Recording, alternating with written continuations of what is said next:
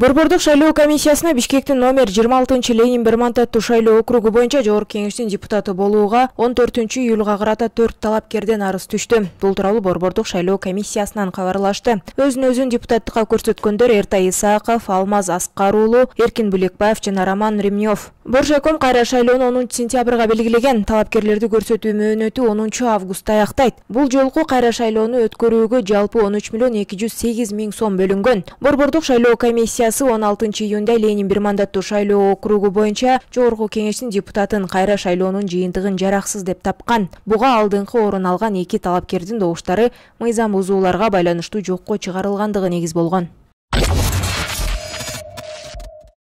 Жогорку Кеңештин депутаты Тазабек Икрамов президенттик жана Жогорку Кеңештин депутаттарын шайлоого катышпаган жарандарга 5000 сомдон айып салууну сунуштоодо. Мыйзам долбоору коомдук талкууга коюлду. Максаты жарандардын шайлоодо жана референдумда өздөрүнүн бийлигин түздөн-түз жүзөгө ашыруусун толук камсыз кылуу. Жүйөлүү себеби бар адамдар гана айыпка жыгылбайт. Икрамов шайлоолордо шайлоочулардын катышуусу өтө төмөн болуп жаткандыгын белгилеп, Ленин бир мандаттуу шайлоо округу боюнча өткөн шайлоону мисал келтирген. Борбордук шайлоо комиссиясынын маалыматына ылайык, Бишкек шаарынын Ленин бир мандаттуу шайлоо округу боюнча бир мандаттуу шайлоого 15.413.000 сомго жакын каражат сарпталды. Бирок шайлоого 124.908 адамдын 17.423 гана добуш берген. Бул жалпы шайлоочулардын 13,95%ын түзөт. Эгерде чет өлкөлөрдүн тажрыйбасын карасак, Европанын көптөгөн өлкөлөрүндө, Австралияда, Бразилияда, Түркияда жана башка өлкөлөрдө жүйөлүү себептерсиз шайлоого катышпай калган жарандарды жоопкерчиликке тартуу практикасы бар жана мындай эреже көптөгөн адамдардын шайлоого катышуусун камсыздайт.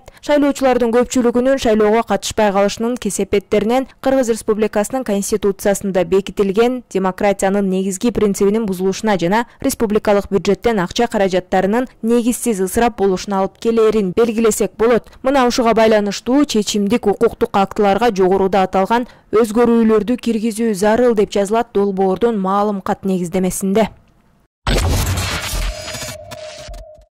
Кыргызстандын Тышкы иштер министрлиги Европарламенттин 13 июлда кабыл алган резолюциясына өкүнүчүн билдирди. Бул тууралуу Тышкы иштер министрлиги тараткан маалыматта айтылат. Европарламенттин депутаттары көпчүлүк добуш менен Кыргызстандагы адам укуктарынын абалына, сөз эркиндигине жана маалымат каражаттарына болгон басымды айыптаган резолюцияны жактырган. Документте 2022 жылдын январынан тарта Кыргызстанда адам укуктарынын жана сөз эркиндигинин абалы кескин начарлап кеткендиги белгиленген. Тышкы иштер министрлиги тараткан билдирүүдө парламентинин күтүүсүз жана шашылыш түрдө кабыл алынган жана өлкөдөгү абалды чындыкка жатпаган нукта чагылдырган резолюциясына карата өкүнүчүн билдирет деп жазылган. Ошондой эле резолюцияны даярдоодо документтин демилгечилери Кыргыз тараптан тактоочу же кошумча маалымат сурабагандыгы белгиленген. Европарламент резолюциясында Кыргыз бийлигин учурда талкууланып жаткан 4 мыйзам долбоорун, жалпыга маалымдоо каражаттары, бейөкмөт уюмдар, чет өлкөлүк өкүл жана балдарды зыяндуу маалыматтан коргоо жөнүндөгү мыйзам долбоорун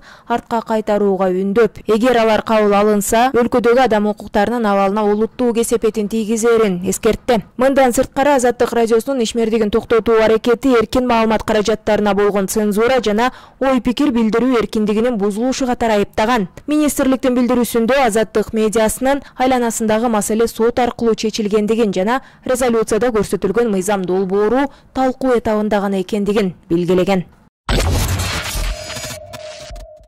Билим берүү жана илим министрлиги IQ менчик мектебинен аттестат ала албай жаткан бүтүрүүчүлөр тууралуу түшүндүрмө берди. Министрдин орун басары Токтобүбү Ашымбаеванын айтымында Токмок шаарындагы IQ менчик мектеби күндүзгү жана сырттан окууга лицензия алган. Бирок экстернат боюнча тиешелүү документтер болгон эмес. IQ 2 жолу 20-жылы дагы экстернатка бергенде декабрь айында лицензиялык талаптарга туура келбегендиктен отказ берилген. Кайрадан 21-жылы дагы отказ берилген. Ошондуктан булар билип туруп сознательно ата-энелерди заблужденияга алып келип, бул чистейшее мошенничество десек болот. Мыйзамды бузуп, ата-энелерди алдап, акчаларды топтоп алган. Керек болсо, кечээ ата-энелерди айтып атат, көчөгү күнгө чейин ата-энелерди алдап келген.